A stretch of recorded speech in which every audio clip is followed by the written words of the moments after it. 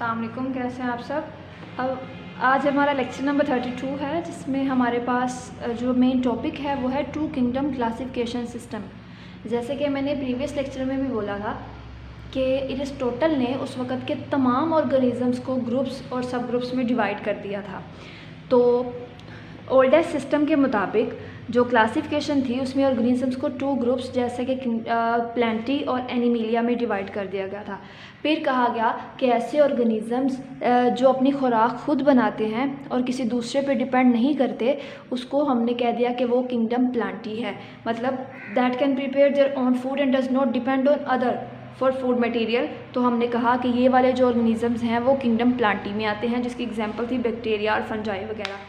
फिर हमने कहा कि ऐसे ऑर्गेनिज़म्स जो अपनी खुराक खुद नहीं बना पाते और दूसरों पे डिपेंड कर रहे होते हैं, वो किस किंगडम में आते हैं? किंगडम एनिमिलिया में। और ऐसे ऑर्गेनिज़म्स जो थे उनको हम हेटेरोट्रॉफ्स भी कह सकते हैं, मतलब वो खुद नहीं बना रहे और दूसरों पे डिपेंड कर रहे हैं। और ऐसे ऑर्गेनिज़म्स जो खुद बना रहे हैं उसको हम ऑटोट्रॉफ्स कह सकते हैं। तो इसके ड्रॉबैक्स क्या थे, मतलब इस सिस्टम के ख़त्म होने की वजह क्या थी या नाकामी की वजह क्या थी? उसमें ये था कि कुछ ऑर्गेनिज़म्स ऐसे थे जिनके अंदर प्लांट वाले कैरेक्टरिस्टिक भी थे और एनिमल्स वाले कैरेक्टरिस्टिक्स भी थे। लाइक यूग्लिना, हमने पढ़ा था ना कि ये यूनिसेलुलर स्पीशी है। तो इसमें जो प्लांट लाइक कैरेक्टर्स थे वो ये था कि इसके पास क्लोरोफिल था। अब क्लोरोफिल क्या होता है? ये ग्रीन पिगमेंट होता है जो प्लांट्स के अंदर मौजूद होता है, जो फोटोसिंथेसिस में हेल्प करता है, जिसकी मदद से प्लांट्स अपनी खुराक बना पाते हैं। अब अगर हम इसकी एनिमल्स वाला करैक्टर देखें तो ये था कि ये हेटेरोट्रॉफिक मोड ऑफ न्यूट्रिशन है इन डार्कनेस, मतलब अंधेरे में ये दूसरों से लेके खाता है,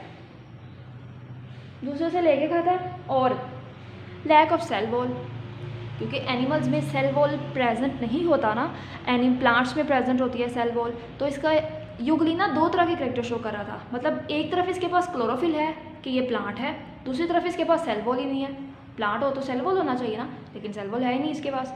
तो मतलब ये दोनों करैक्टर शो कर रहा था। फिर बायोलॉजिस्ट ने सोचा कि कोई तीसरा किंगडम होना चाहिए जिसकी बेस पे वो जो ऐसे ऑर्गेनिज़म्स हैं जिनके अंदर ना प्लांट वाले करैक्टर भी हैं और एनिमल्स वाले हैं, वो उनको किसी दूसरे ग्रुप में रखें। तो ये था हमारा आज का लेक्चर। इंशाल्लाह हम नेक्स्ट लेक्चर में थर्ड किंगडम सिस्टम क्लासिफिकेशन को स्टडी करेंगे। स्टे होम, स्टे सेफ, अल्लाह हाफिज़।